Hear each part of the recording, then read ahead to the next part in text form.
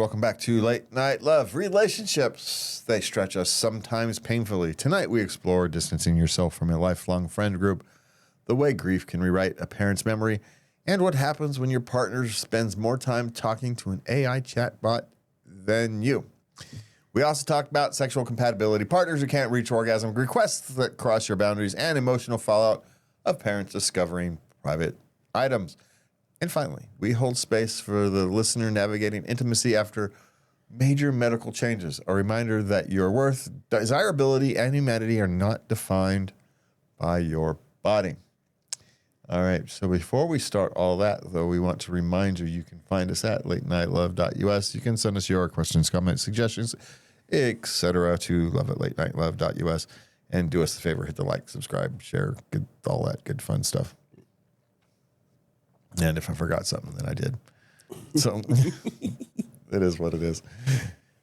It is what it is. This is your morning and my just before bed. So I know. I'm ready to start my day.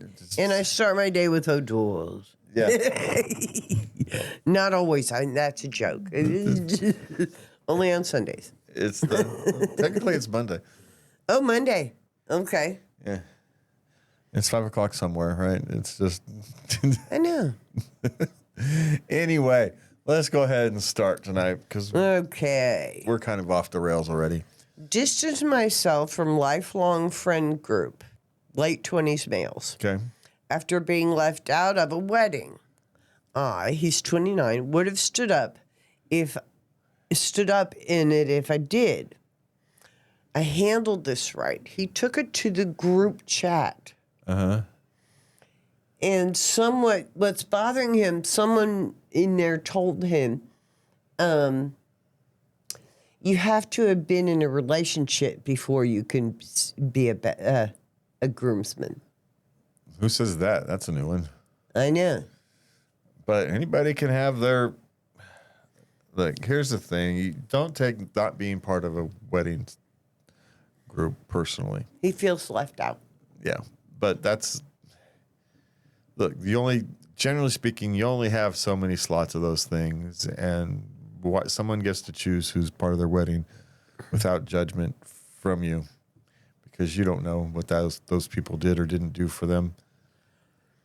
You know, the personal connection they may or may not have, a family connection that may be meaningful to family.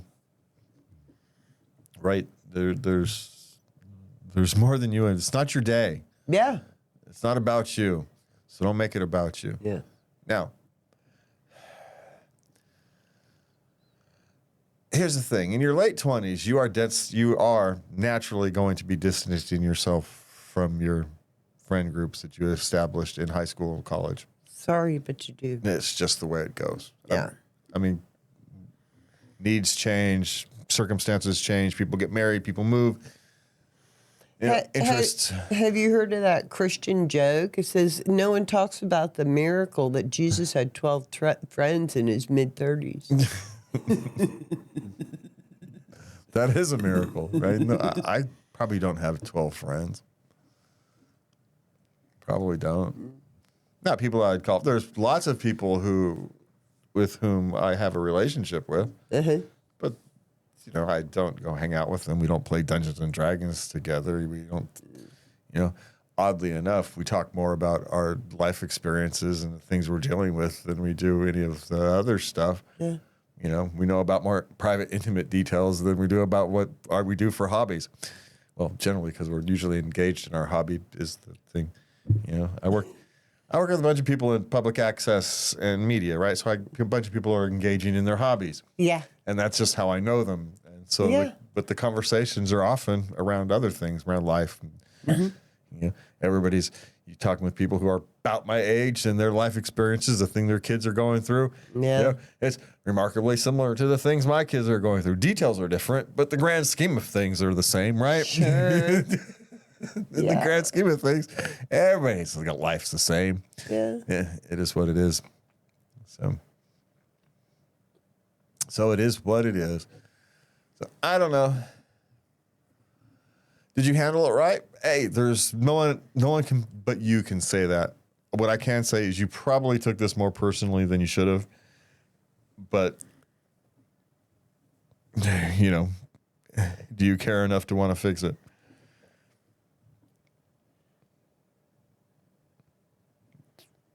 That's all I'm saying. I think it's time to move on to another friend group. Well, I maybe. I just don't necessarily, unless you are promised a thing at someone's wedding and then they took it from you. It's nothing to get upset about that you weren't part of the bridegroom party. You know. Okay. Yeah. Maybe they only wanted 2, and you were choice 4. Well, guess what? Yeah. Yeah. You know, MySpace is coming back. They're going to make you choose your 8 again. What? Yeah, allegedly MySpace is coming back. They're going to make you choose your what? Remember back in the day at MySpace, when you have a MySpace page, you had to choose your top 8 favorite people, or your favorite. I forget. Your favorite friends or whatever. So you had to rate your friends, the people you were connected to. Stop it. Yeah. That was awful. Well, only if you take I don't remember that. Only if you take it seriously. Okay. So, all right, what's next? Mom is delusional about Dad since he died. Now he's a saint. Apparently, they had an awful marriage. He was a jerk. She talked nasty to him all the time. You know, and now all of a sudden, oh, we were so in love. Yeah. They were clearly in love, because otherwise they couldn't have lasted so long, you know, talking smack to each other all the time unless they were. Or clearly, right? I know. So there was love there. She was clearly in love. Their relationship worked for them. Was it toxic for the people around them? Probably. Not going to disagree with that one. I wouldn't want to listen to that all day as, you know, growing up. I know. I wouldn't want that to be my life experience growing up. But it worked for them as individuals, clearly, because she's missing it. She's not thankful he's gone. Now I get some peace. She's missing the witty repertoire, right? She's missing the yin to her yang. Yeah. Yeah. Now she has no one to put up with her BS. But the daughter is annoyed. Let her have her delusions. Come on, leave her alone. Leave her. Yeah, she lost her. She lost her husband. She lost her soulmate, and whether or not you think the relationship was functional or not is not really relevant. It was functional to her. And, you know, there's no reason to speak ill of the dead. It's not going to change anything. And my guess is she's probably too old at this stage to, you know, want to make, you know, more of her life than just play it out. So, yeah. leave her alone. And people mourn in different ways. Give it time. Yeah. Yeah, we don't know how long it's been, a year, 6 months, 2 years. You know, it might be one thing. I forget. It might be one thing. It's been 5-6 years. But she's got his pictures all over, ashes on the mantle. That's what people who generally loved each other at the bottom, that's what happens. Yeah. They were their lives. Yeah. No, we could do that to each other too, you know. I'm far too lazy. But for my point, I've lived like that before, you know, and I'm not up for it again. I don't want to create misery for somebody that, okay, not just love. I like him. He's my friend. He's my best friend. Why would I want to be mean to him? You know. But they just did. You know what? It's finding someone who can put up with you. They found someone who could put up with each other.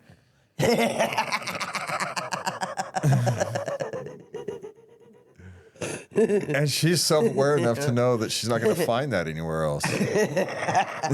Yeah. So yeah, you're going to miss that. Yeah. Because here's the thing. For her, he was an angel. He put up with me. Yeah. Yeah, he was grumpy and all that stuff, but he put up with me. So, anyway. Leave her alone. Leave her alone. Is my suggestion. It's okay to be annoyed. You don't have to, doesn't mean you have to do anything with it. Okay, what's next? My husband is constantly talking on his phone when we're together. Is constantly on his phone when we're together, talking to an AI chatbot app, and it's making it impossible to have a normal conversation. Now, okay, let's be clear. It's a 35-year-old man and a 38-year-old man. So, not that it makes it any better or any different, But just for clarification. Just for clarification. See, this is one of these things. Is my suspicion is, right? Someone gets, it's like a new toy. They get obsessed with a new toy. Yeah. And it kind of goes away after a few months. And are you playing second fiddle for a little while? Yeah, maybe. But generically speaking, it'll stop. But I think it's okay to suggest, hey, hon, just for 20 minutes while we're sitting here having a cup of coffee, can you set aside your phone? yeah, the other thing is, that chatbot is listening to everything that's going on in the room. So it's not just listening to him, it's hearing you as well. And so you can have that conversation about that. I don't want it to know my personal conversations. Fine with you. So anyway, this is one of these things. It by itself, it doesn't necessarily. Is it annoying? Yeah, I get it. It's annoying. Yeah. Is it if it's a short-term obsession? It is what it is. It's like if someone is overly playing a video game that they get into for a little while. Is it annoying that you've kind of lost them to a video game? Yeah. Is it a big deal in the long term? No. Both things can be true. And I have a suspicion that's kind of where this is leaning. It's like he's got a new toy and he's playing with it, trying to figure out everything it can do. And then once he's got figured out what it can do, then it's no longer a fun toy. And now it's a tool, and you don't bring out a hammer unless you need it. And so that's kind of the natural evolution of these type of things. Is there a danger that he becomes addicted to it or something? Yes, there's always that danger, but that's a different question. So really, it's going to be, how long has this been going on before I can actually answer the question? Is this just a recent thing in the last week or so? Then let it play out a little longer. If this is an ongoing thing, then okay, you might want to be more forceful in dealing with it. And there's a couple different ways to deal with it. So we talked about, you can bring it up that, I like my privacy. Yeah. So do me a favor, and the other way is, when we're trying to have a conversation, can you put it down? Yeah. So, all right. I think that's good advice. Okay. Now we move into our adult questions. Okay. Okay. Dating a girl who can't complete during sex. Never has. No, with that attitude, she's not. I don't know. Well, then here's the thing. If this is the case, then she likely, that's no longer her goal. Yeah. So in a sense, you've got a little bit of freedom because that's not a goal for her. So that's my only suggestion. Well, it doesn't mean. It also doesn't mean she can't. It doesn't mean she doesn't feel pleasure. No. It's enjoyable or she wouldn't do it Yeah, she can't. She just can't go over. She just can't go over the She top. just can't go over to the mountain. Yeah. But which can be frustrating. You can get close and not go over. I know. Yeah, but maybe no one's hit her buttons yet. You just never know. Just because she hasn't doesn't mean she can't. Just means she hasn't. I don't want to say oftentimes. Many of these, at some percentage, somewhere between 2 and 98% of these things Stop it. are a mental block. There's some mental block when you start to get close. You overthink it, and next thing you know, you've lost it. Yeah, well, now, since it's been forever. Well, see? Especially once you built a pattern, right? I know, yeah. Yeah. And so at this stage, it could very well be as much a mental block as it is a physical block. Her first few partners couldn't get her combination right. Maybe she's got a, legitimately difficult combination. Yeah. And so no one, it hasn't been found yet. And now the one person who did find it, she essentially accidentally sabotaged because she was overthinking it.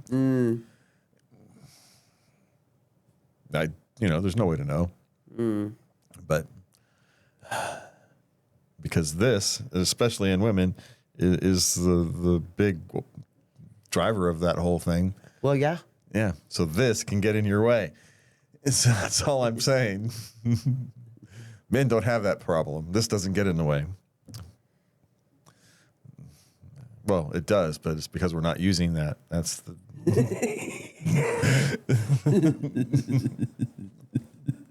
That's a different way. That's a different thing. Okay. What's next? Oh, okay. These are Okay. two guys. My first wants me to record me having sex with someone else, and I'm not sure if I should. He's 24, and his first was 36. Okay. Sweetheart, he's gonna share those. Why would he? Why would you think about doing this? Well, Why this would is you? Will you think he wants to start back up with you again? What are you gonna get out of this? well, some people like being recorded. There's a whole reason, right? You're talking fetishes and things in this when you're dealing with this kind of thing, right? Okay. Right? Yeah. It's no different than the person sitting in the corner in the chair, right? While their significant other and some strangers are engaged in intimate relations. Okay. Yeah, it's just a version of that. Okay.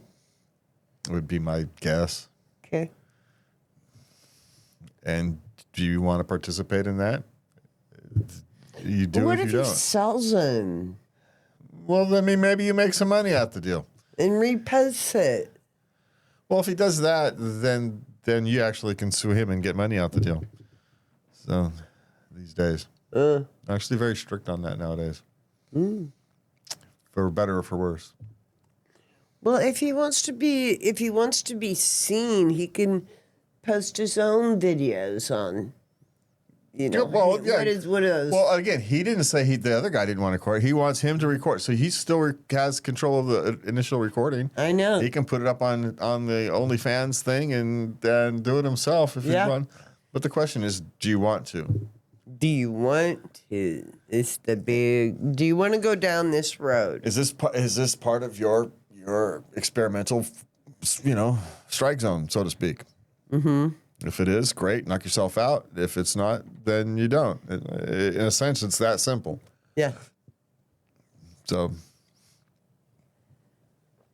does it get your juices flowing, or does it turn you off? And it's that kind of a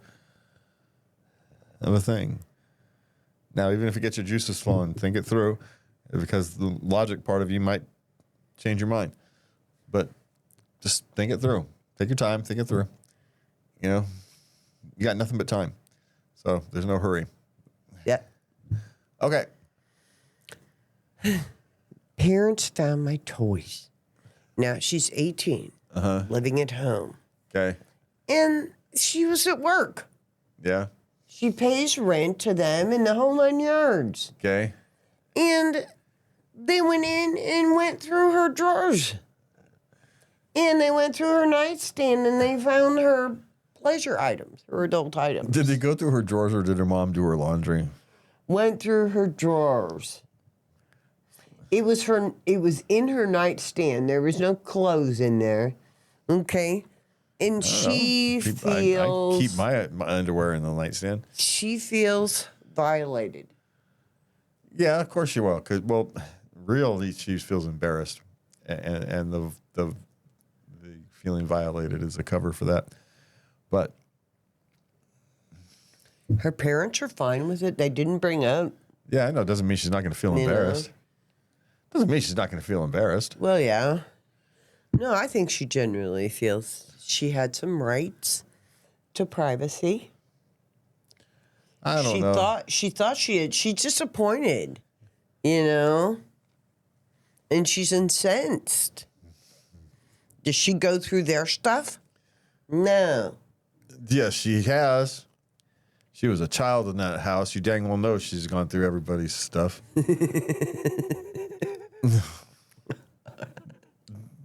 Who's she trying to kid?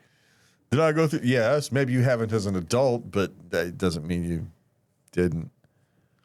I was 13. Thank you very much. I'm just saying.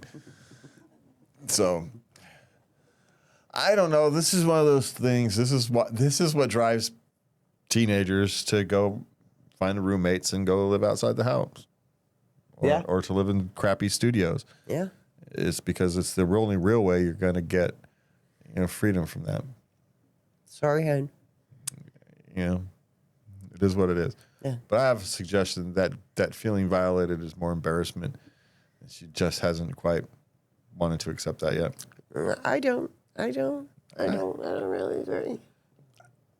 It's more. We're just going to agree to disagree. That thing's far more embarrassing than violating. Your parents do your laundry. They've touched your intimates since you're, you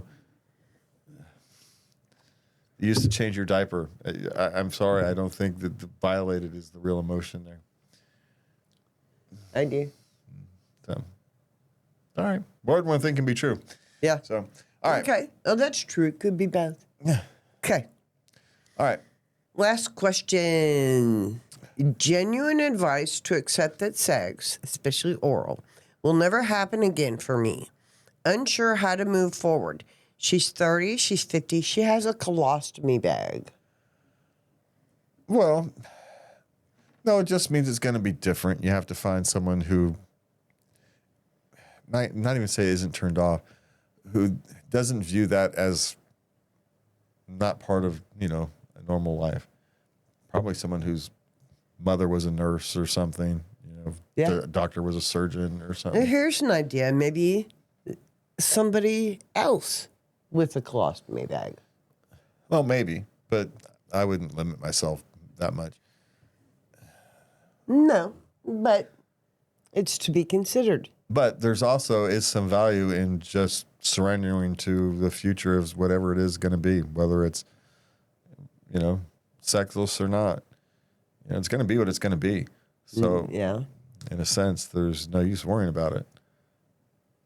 Again, you go back to be the best you can be, which makes you the most attractive you're going to be. You're going to attract the people that are attracted to your energy. And next thing you know, you found someone who's willing to be intimate with you because they don't care about that. They care about you. Yeah.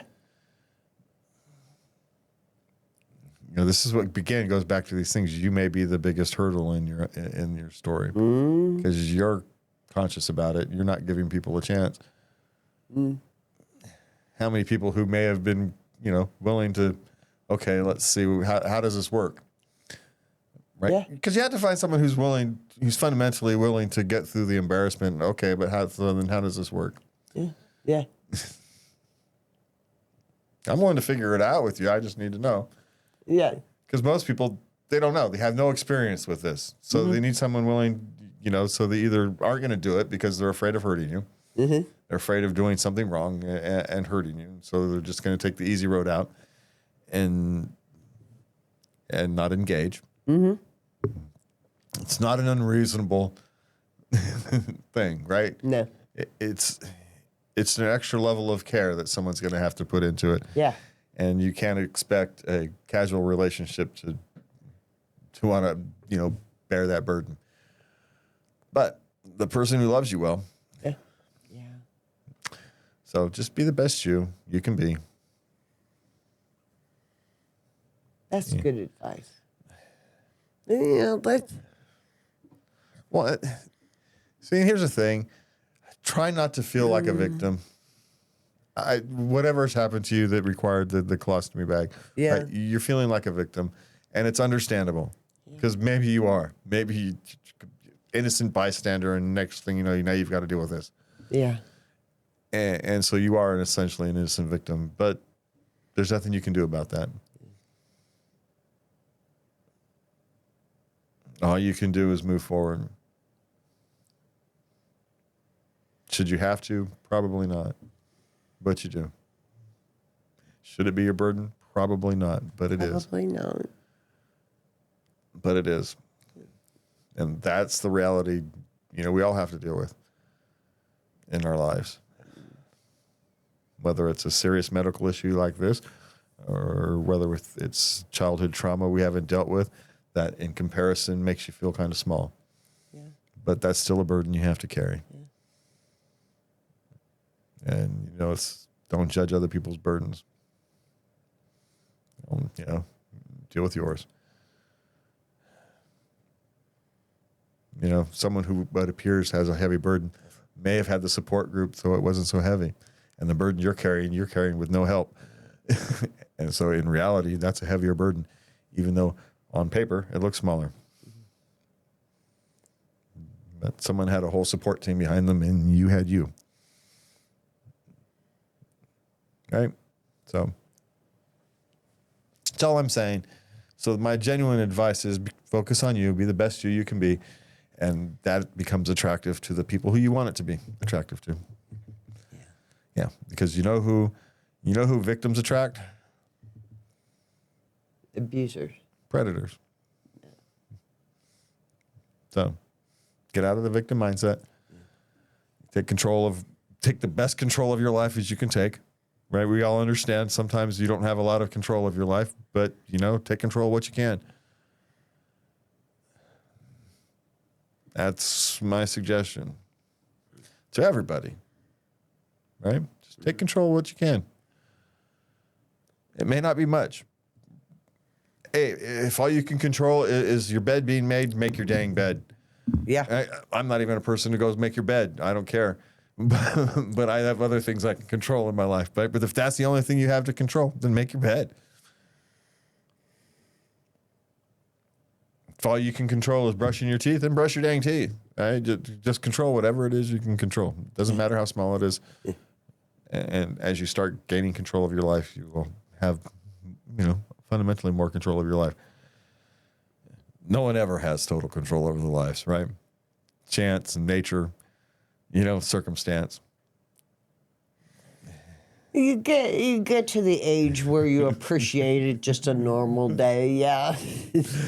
Nothing. What happened today? Not a dang thing, and I'm so happy. It was a perfectly normal day. That's Great. yeah, a perfectly normal day is what it is. I was blessed and have it.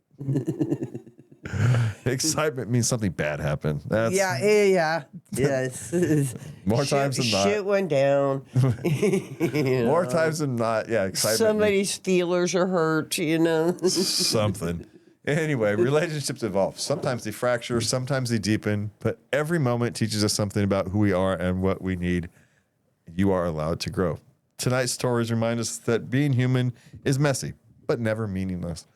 Whether you're navigating early dating jitters, parenting curveballs, or relationship crossroads, you are part of this community that shows up for each other in the quiet hours. Have a good night. And from me and Lovey, please remember to love everybody. Good night.